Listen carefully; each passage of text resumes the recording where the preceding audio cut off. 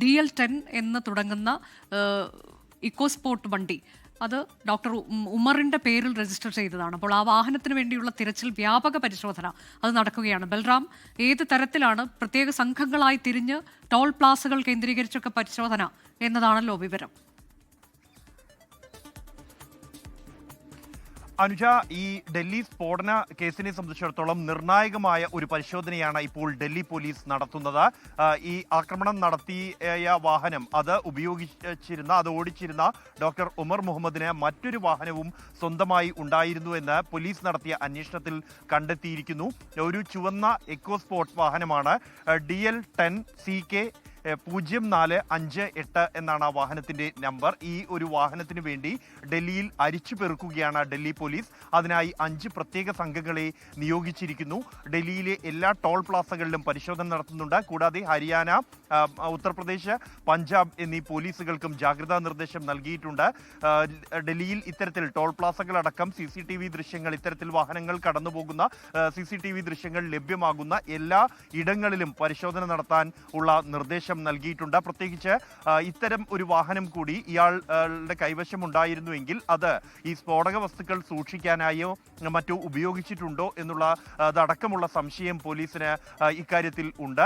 അതുകൊണ്ട് തന്നെയാണ് ഇത്തരത്തിൽ ഒരു പരിശോധന നടത്തുന്നത്. നേരത്തെ ഈ I-20 വാഹനം വാങ്ങിയിരുന്ന ഡീലറിനെ പോലീസ് ചോദ്യം ചെയ്തിരുന്നു. ഇയാളിൽ നിന്ന് കൂടുതൽ വിവരങ്ങൾ ഇതുമായി ബന്ധപ്പെട്ട് ശേഖരിക്കുകയും ഈ കഴിഞ്ഞ ദിവസങ്ങളിൽ ചോദ്യം ചെയ്യുകയും അറസ്റ്റ് ചെയ്യുകയും ചെയ്ത മുഴുവൻ പേരുടെയും രേഖകൾ പരിശോധിക്കുകയും ചെയ്തിരുന്നു. അവരുടെ ആരുടെയെങ്കിലും പേരിൽ മറ്റു വാഹനങ്ങൾ രജിസ്റ്റർ ചെയ്തിട്ടുണ്ടോ എന്ന് പരിശോധിക്കുന്നതിന് വേണ്ടിയായിരുന്നു ഇത്. ഈ എക്കോസ്പോർട്ട് വാഹനം എന്നുള്ളത് 2017 നവംബർ 22 ഡൽഹിയിലെ രജോരി ഗാർഡൻ RTOയിൽ രജിസ്റ്റർ ചെയ്ത വാഹനമാണ്. കാലങ്ങളായി ഈ ഒരു വാഹനം ഉമറിന്റെ കൈവശമുണ്ട് എന്നിരിക്കെയാണ് വീണ്ടും I-20 വാഹനം ഇയാൾ കൈവശപ്പെടുത്തിയിരിക്കുന്നത്. അത് മറ്റൊരു സുഹൃത്ത് അമീറിന്റെ പേരിൽ വാങ്ങുകയും എന്നാൽ ഉമർ ഉപയോഗിക്കുകയുമായിരുന്നു എന്ന് അന്വേഷണത്തിൽ വ്യക്തമായിരുന്നു. അത് ഇത്തരത്തിലൊരു നടപടി ഉണ്ടായതിൽ നിന്ന് മനഃപൂർവ്വമായി ഒരു ചാവേർ ആക്രമണം തന്നെ ലക്ഷ്യം വെച്ചാണോ ഇത്തരത്തിൽ രണ്ടാമതൊരു വാഹനം സ്വന്തമാക്കിയത് എന്ന സംശയവും പോലീസുണ്ട്. അത്തരത്തിലുള്ള കാര്യങ്ങൾ ഉൾപ്പെടെ പോലീസ് പരിശോധിച്ചു വരുന്നുണ്ട്. ഈ വാഹനം എവിടെ എന്ന ചോദ്യം ഏറ്റവും നിർണായകമാണ്.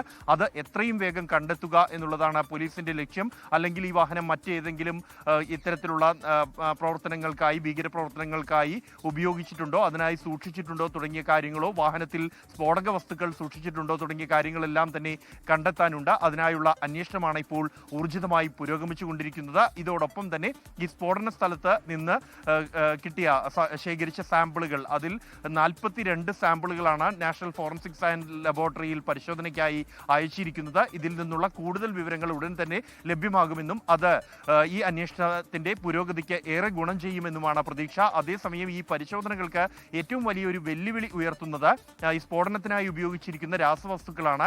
ഈ സ്ഫോടനത്തിന് തൊട്ടു പിന്നാലെ വലിയ തീപിടുത്തം അവിടെ ഉണ്ടായിരുന്നു. ഏതാണ്ട് 8ഓളം വാഹനങ്ങൾ കത്തി അമരുന്ന സാഹചര്യം ഉണ്ടായിരുന്നു. തുടർന്ന് ആദ്യഘട്ടത്തിൽ ഇവിടെ രക്ഷാപ്രവർത്തനം തന്നെയാണ് ഇത്തരം ഒരു സാഹചര്യം ഉണ്ടാകുമ്പോൾ ആദ്യം ഉണ്ടാവുക. ഇതിന്റെ ഭാഗമായി ഫയർഫോഴ്സ് എത്തുകയും തീ അണയ്ക്കുകയും ചെയ്തിരുന്നു. വെള്ളം ഉപയോഗിച്ച് തീ അണയ്ക്കുന്ന ഘട്ടത്തിൽ പല രാസവസ്തുക്കളും ലയിച്ചു പോവുകയോ അതിന്റെ ഘടന മാറുകയോ ചെയ്തിട്ടുണ്ട്.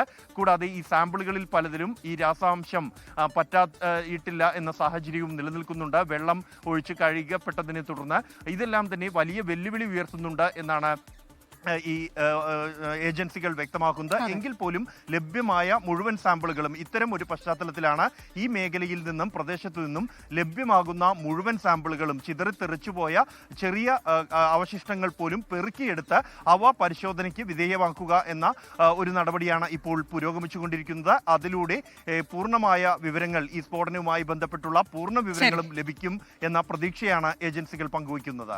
അനുജ, അതാണ് വളരെ വിപുലമായ രീതിയിൽ തന്നെ അന്വേഷണം നടക്കുന്നു. NIA അന്വേഷണം ഏറ്റെടുത്തിട്ടുണ്ട്. രേഖകളൊക്കെ പോലീസ് കൈമാറി. ഏറ്റവും ഒടുവിലായി നടക്കുന്ന ഒരു വിശദാംശം, അതിന്റെ കാര്യങ്ങളാണ് ഇപ്പോൾ ബൽറാം നെടുങ്ങാടി പങ്കുവച്ചത്.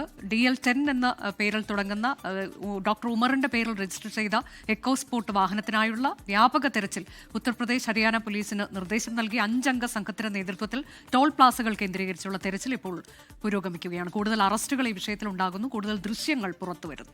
ലോകത്തെവിടെയായാലും ഏത് സമയത്തും 24 വാർത്തകളും ഓഗ്മെന്റഡ് റിയാലിറ്റി പാക്കേജുകളും എക്സ്പ്ലെയിനറുകളും വിശദമായി കാണാൻ ഞങ്ങളുടെ യൂട്യൂബ് ചാനൽ നിങ്ങൾക്ക് സബ്സ്ക്രൈബ് ചെയ്യാം.